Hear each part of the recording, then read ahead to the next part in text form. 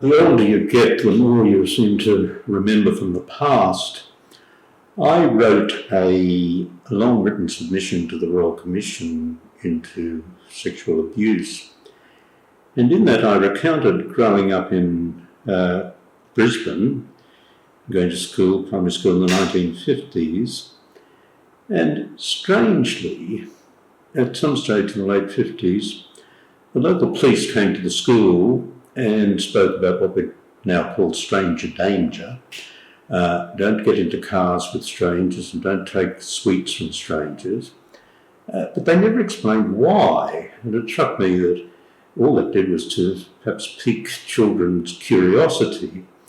But clearly this has always been a problem, people abusing children, and yet certainly back then it was never spoken of. And what made it worse was that mentality was still around at that time when I was growing up. Children should be seen but not heard. If the Royal Commission and things that have been happening in the last 20 years or more have certainly taken our blinkers off, abuse does happen, and it happens in places where you'd least expect it, in church communities and schools, and the offending can happen from people in positions of responsibility, clergy, teachers, etc. And this is appalling, and yet, dreadful though it is, it's had the advantage of raising to a much higher level the need to protect children, and that there is no place where you can say, well, we don't have to be vigilant and careful.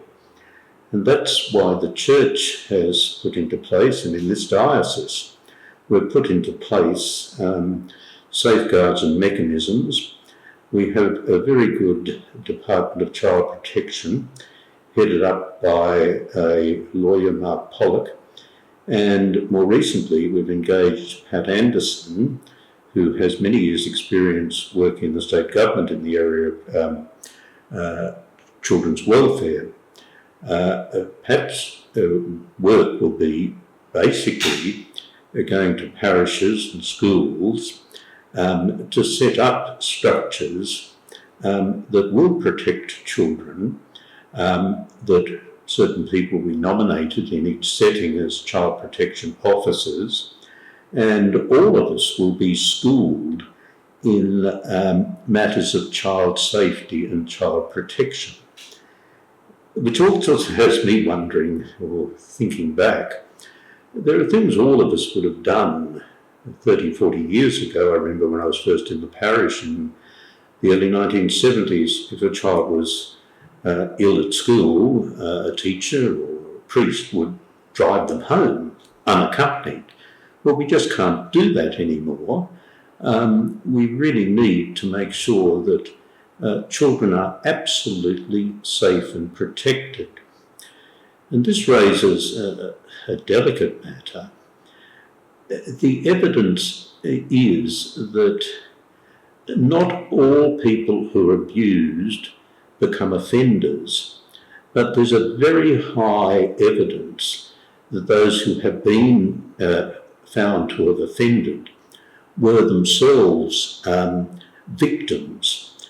And if we're ever, the only way we're going to resolve this or reduce this is to have fewer and hopefully, but realistically perhaps never, zero tolerance. So if no child is abused, we might break this terrible cycle. It's interesting that the Royal Commission, thorough though it was, didn't, and that's because the science, the knowledge, the scholarship isn't yet completed, but perhaps it hasn't even in many ways started. What is the origins, what's the cause of this dreadful phenomenon? Why would adults abuse a child, take a child's innocence?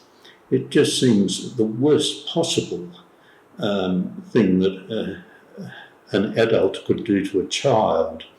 So I would commend our website, and I would be very grateful for people to attend the workshops we'll be giving around the diocese in coming months, and for all of us to be both sensitive but also vigilant that no child, nobody should experience abuse, and particularly abuse in that most intimate of areas, one's sexuality.